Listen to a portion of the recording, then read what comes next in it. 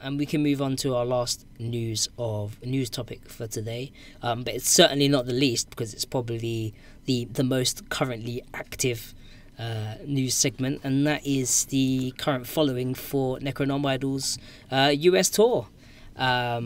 Yeah, John's gone all Grateful Dead on us. Yeah, so he's away with the with Necro or whatever. So it basically kicked off at the Whisky A Go Go in LA. Yeah, right. I'm not a master of American geography, so I apologize. Los Angeles last night.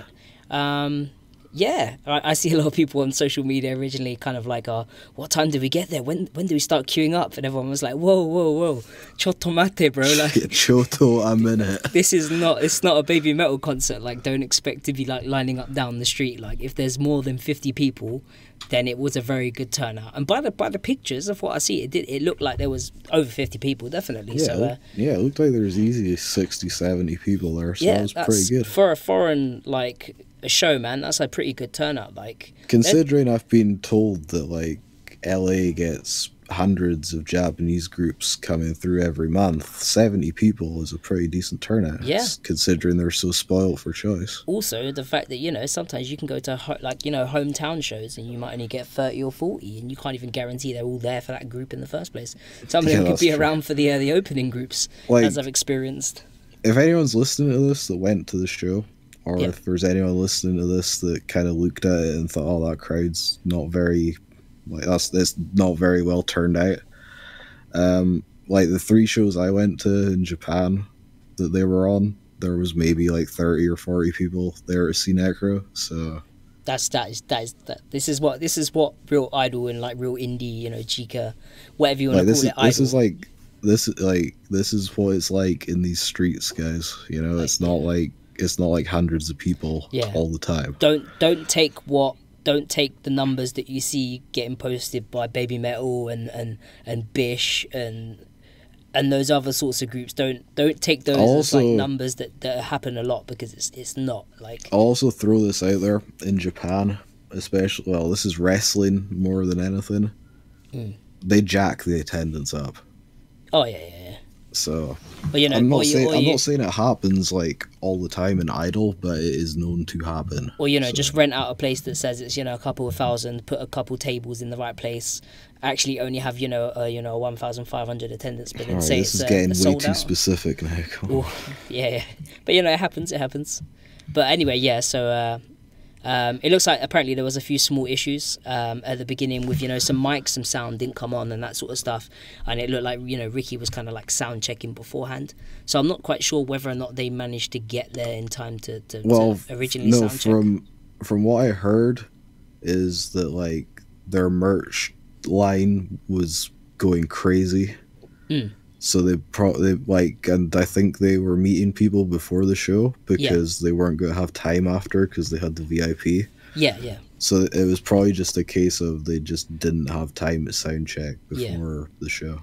So yeah, what everyone should have done was, I know it's never going to happen, but Ricky should have been like, "Yo, we're going to sound check," and everyone just cart off to the bar or whatever and go get a drink or something and come back in a minute. Dude, people were handcuffed to that front railing. Come on. Yeah. There was one of the Japanese fans who had come over, Lunatic Dawn from Twitter. MVP. He was the real MVP for that night, and he was basically periscoping Zero Shiki and Necronomidol. So shout out to Lunatic Dawn for the feed. We can neither confirm nor deny if it was him, but someone was periscoping when they maybe shouldn't have been. Someone got scolded for potentially recording, and apparently they were like, "Nah, man, like I came all the way from somewhere. I'm definitely going to be recording this." So apparently some people do break the rules, even if everyone thinks that they don't. So who knows? So what else have we got going on with Necronomidol? So we had the sick ass tour shirt. Thanks, John. Much appreciated. Yeah, pick me up one of those. Cheers, babes. And the signboards, right? Those but sick. We didn't get one of those. There's pictures in the slides actually of the signboards, which look Someone really told cool. me those were $20. I mean, I'll pick one of those up for $20, definitely. I mean, we're doing posters as well. Hey, Ricky, come on. Bandcamp, please. Where's the posters at, bro? But can you make sure Hina signs it, please, before you sell those? Because I can't buy a poster if they've all signed it and Hina hasn't signed it. I will give you 2,000 to 3,000 yen for a fully signed poster. I'm just throwing that out there. Yeah, yeah. Do you know what? The only thing with posters is that you have to send them in a tube, right? Is the tubes expensive? Or they're not that expensive? I don't know. I was just thinking, you know. What? Do I look like I work for a post office or something? Ricky's going to end up with like the Necronomidol like office just covered in like cardboard tubes where he's like sending out posters and stuff like that. That'd be funny. Yeah, they did get some Japanese fans in the crowd. Yeah. There was a few that had flown over, you know, and there was one guy who, you know, was showing us a good time on Twitter, and he gave me a good view of Necro performing. I tried to share the link around with a few people, but some people, you know, I'm pretty sure he's going to all the shows. So. Oh yeah, definitely. Yeah, he turned up super early as well. Bless him, to the venue, like. Yeah, hopefully he'll learn that he doesn't have to do that, so he can like chill out a bit more. Yeah, I mean, as soon as Necro see him, they recognized him. So you know, I mean, you know how many shows he goes to, like. That's quite funny. Yeah, like I say, I think he's going to the other 3 shows, so there's a decent chance you might see some more, from someone, I should say. From someone, you might see some Periscope. Well, I mean, action, we're not giving out his real name, but you keep an eye out for that. I guess you can find him on Twitter. Just look for my account and you'll find him. But yeah, they did the VIP, right? They did. So basically, after they had played Whisky A Go Go for what's it, like a 35-minute, 40-minute set? 40 minutes. 40 Standard, minutes, yeah. Like Japanese set, basically. Yeah, that's generous actually for a Japanese set. Yeah, normally you'll get like 25 minutes. 25 minutes, yeah. So after that, they headed over to, I think it's Soundbite Studios. So yeah, I think they had just like a studio space, basically. Yeah, so people had like an hour and a half or whatever to get their asses over to Soundbite Studios for the VIP show. Which I think was like a VIP show, and then they had the meet and greet, and then they had like special games, like there was like Janken, and there was other stuff. Did like Checky and stuff there. Yeah, you didn't get Checky at the first show, I'm pretty sure. So. No, there was no Checky at that time. But it looks like they had like an extended bupan at the VIP show. So, but you know, from some people's loot show-offs that I've seen on Twitter, it looks like the swag that you could get from the VIP show actually looked pretty dope. I don't know how much of that you got for free and how much of that you had to buy, but yeah, it was quite vast. Everything has a price. Yeah, I wonder if people were doing the old walk in and be like, "Yo, Ricky, one of everything, please." Boom, like £100. I don't think American fans go as hard as European fans did. Mate, that was crazy. Like I've only ever seen that happen for like Baby Metal, where someone just goes one of everything. But it happened at Necro in London. I watched a good like 5 or 6 people walk up to Ricky and just say one of everything in the tote bag, and Ricky's face was like, okay, cool. Dollar sign spinning in his eyes. I'll take that £100. Yep, cool. So it's kind of. It seems like Necro are also presented with more gifts than they could ever possibly take home with them. Oh man, they've had like an early Christmas. They're probably gonna have to eat the majority of that while they're on the tour. Well, at least that's like their snack budget for the entire tour basically covered. With the amount of food that people That's the bought. first show. It's the first show. Maybe they shouldn't have said just bring us snacks. Yeah. It's crazy. There was some other stuff in there though. I noticed there was like Sally from Nightmare Before Christmas. Oh, that was pretty cool. I see that. Stuff. Yeah. I still can't get over this picture of Sari in the police car with Ricky in the back though. Yeah. That's like my favorite photo of the year. That's a hell of a comment from Data Launch. Necronomidol. Oh, we should mention that they went to like police academy type thing, or like so some kind of museum. So one of the fans someone tweeted police station. No. So one of the fans, his name's Scooter. He's actually a police officer, and I'm assuming that he's friends with Derek or Ricky. Sorry, guys. And they was invited to go and basically check out his station. So they got to get basically a tour around the station. They got to sit in the SWAT van and the car, and apparently he did like a weapons demonstration for them. Obviously he said that they weren't allowed to fire for safety reasons or whatever. I saw the picture of them with the targets, and I was like, holy shit, they took them to a gun range. No, yeah, that was in the station. It was the as far as I'm aware from what I read on the post. I mean just like a regular gun range that anyone can just go and use. Ah, right, yeah. No, I don't think it was that. I think it was like one actually in the police station. But it's like, holy shit. That's like land in America. First thing we do, go shoot some guns. Go shoot some guns, yeah. But yeah, so they got to keep the basically the shooting targets or whatever, and they got to meet the canine dog that they had at the station and all that sort of stuff. But yeah, it was really nice. There's a really long post in one of the Facebook groups, the old Alt Idol group, the one that's now Punk Idols and Alt Idol and Punk Idol, or something like that. That one, I believe, plus something. Go check it out. There's a guy in there. That's why I didn't see it then. Yeah, okay, so there's a guy in there called Scooter, and he's basically the guy that showed them around. It's a really nice post. It's got some great pictures in there. Go and check it out. It's really nice. It looks like they had a good time. Yeah, so apparently there was people filming both of the events. Yeah. Not like for Necro or anything, just like people filming. So maybe we'll see some footage. Expect to see, fan cams or footage, or is are we gonna see some footage locked behind a Patreon or something? Not behind Necro's Patreon, by the way, locked behind someone else's Patreon. But yeah, if that happens, I won't be too impressed. But we'll see. If it's behind Necro's Patreon, that's perfectly fine. If people, if Ricky wants to put up some exclusive footage on the Patreon from the VIP thing, then I'm all for that. Yeah. That sounds good to me. If anyone doesn't know, by the way, Necronomidol will have a Patreon. Or a Patreon, depending on how you want to say it. But either way, he might listen to this, and you're just 100%. I know. Ricky probably listens to this. Ricky, I love you, man. But when he first said the Patreon on the AMA, I was like, he's got a what? And I was like, oh, I see. Anyway, so they have a Patreon. It's like they're using it as their international fan club. Yeah. You might not know about this because I think they've tweeted it like once since it started. Ricky, if you are listening, please promote your Patreon more. Please. Please. Yeah, so like they're trying to reach a goal of $1,000 a month. They're currently on about 600 from like 90 people, I believe, something around there. So, within like the first day though, wasn't it on like 500? It was like 500 or something. Within a day, man. So like they pretty much smashed it. But that was pretty much. Yeah, sorry. What was the way that you looked at it? You said you thought that it was kind of like everyone who would sign up for it immediately kind of did.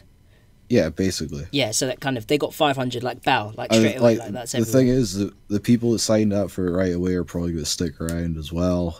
Yeah. So, it's like, you can look at it as, oh man, they're still not that close to the goal. But then you could also look at it as, yeah, but they're probably going to get $600 a month for the next however many months it takes until we hit that 1k cap or whatever it is, you know what I mean? And I'm hoping that these tours are going to bring in other people to the Patreon. It's going to bring other people into the fandom. Since they played last night, we've already had people who are at the shows joining the group, you know what I mean, and it's not like they weren't aware, they hadn't seen Necro before. They had seen Necro, they knew who Necro was, they listened to stuff, they just wasn't aware that groups to share and talk about this sort of stuff existed. So if any of you are actually on the podcast right now, welcome, thank you for joining the group, thank you for going and checking Necro out live, and we hope that you're following the tour and following us, of course. Yeah, so check out Necro's Patreon. There's like 3 tiers, I think. It's like $3, $6, and $9. So it's pretty much, pretty affordable. Various rewards associated with the tiers. Basically, if you sign up, you get exclusive access to merch and stuff. That's like base level. Everyone pretty much gets that. Then, like the higher up you go, you get like live concert footage, or you can you can take part in AMAs with like Ricky and the members. Ricky just put up an AMA that he did. It was really interesting. Super interesting, in all honesty.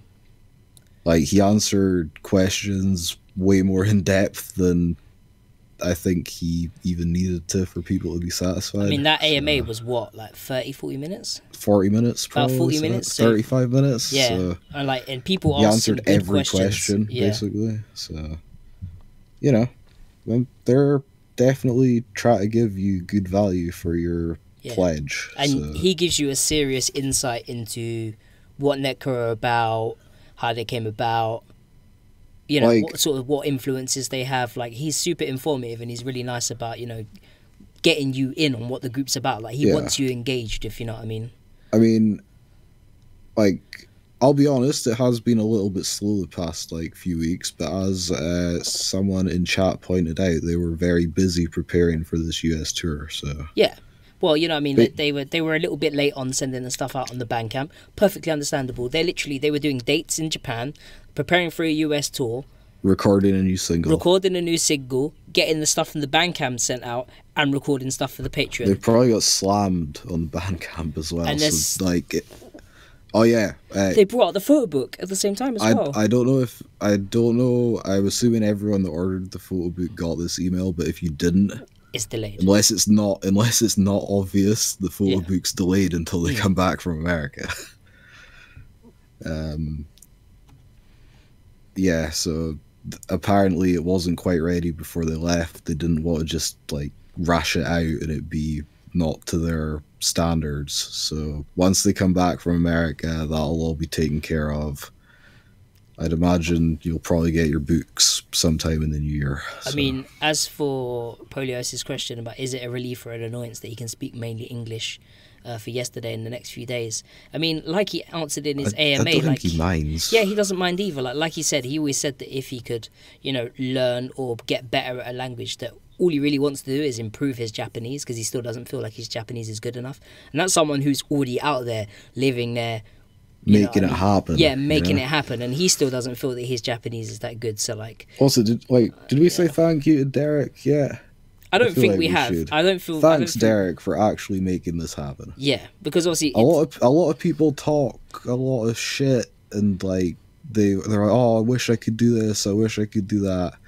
Thank you for actually going out there and making this happen. Like, when we originally met Derek's enthusiasm was overwhelming. Like, Derek is definitely a man of his word. Yeah, he's passionate about what he does, and to the point where it was almost overwhelming for us, because obviously Derek's a nice guy, he wants to come on the podcast and that sort of stuff, and at some point we do need to get Derek on the podcast, but originally obviously we're still new to this, you know what I mean? I need to hear how this went down. What? Like, just how he went from the idea of I want to book Necro or well, I mean, he's already talking about bringing more people over, so if you're not in the Facebook group, you probably should be. Yeah, so you can go give him suggestions. Just try and give him realistic stuff, guys. Like, hey, Poliosis, Burst Girl are around and might, you know. And this is Derek. This is Derek we're talking about. Like, Derek's a fan of Yanakoto. Derek was a massive fan of Guso. You know? Yeah, he knows his stuff. Like, it's not just like a random person. Like, oh, I'm going to find a Japanese pop group to bring over. He actually knows his stuff. Yeah. So thanks, Derek. I mean, thankfully someone's doing something. Yeah. We need more people that take action. Yes. Now we need to do is find a British version of Derek who can try and organise some people to come to the UK or Europe. I mean, if anyone wants to, you know, slide some money my way, I'll book a tour. Yeah, we'll have to see. That's how we finally make money off this, Terry. We just start a booking agency. Start booking shows. I mean, I've got ideas for stuff, but not shows yet. There's something else I've been thinking about. I spoke to Chris about it, but yeah. But it would be something you don't even know what this is. I've spoke to Chris about this, and it was It's just an idea. We'll see. You guys know what I'm like. I'm more of a social media guy than an IRL guy. You know, I go to shows or whatever, but we'll see. I'll try and do something. But what can we move on to? We'll try and get Derek on the show for you guys, because I'm pretty sure some of you are probably interested in. Well, what we can do once, what we could do is, or we'll like put it up as like kind of like an interview or something. Yeah, maybe time zones and all that kind of nonsense. I don't like, you know. Well, John manages to make it. Maybe Derek can make it. Maybe we can get Derek on the show. Guy, dude. He's making it happen. He's booking idols. But what about once the tour's finished, we'll get in contact with Derek. Then we're on to the next. We'll try and get him on the show for like a an AMA or something, like on the show live. Yeah, maybe. Well, who knows? They're not paying us money for an AMA, bro. Come on. Yeah, it's true. Maybe it's time we made that Patreon. Show me the money. you know what I'm saying? Oh, don't. Everyone just unsubscribes immediately. They're like, we've heard that now. We're gone. But yeah, that was enough for the Necro tour. You get 24-hour preview of the podcast before it goes live. Oh God! And every month you get a checky if you're paying $10 or more. Oh my God! Jesus. But anyway, we'll move on to the next thing. That was pretty much it for the news. Necro's been a crazy ride, and we're gonna have tons of updates for that. It's all over social media. Big shout out to Derek. Big shout out to Ricky. What's the matter?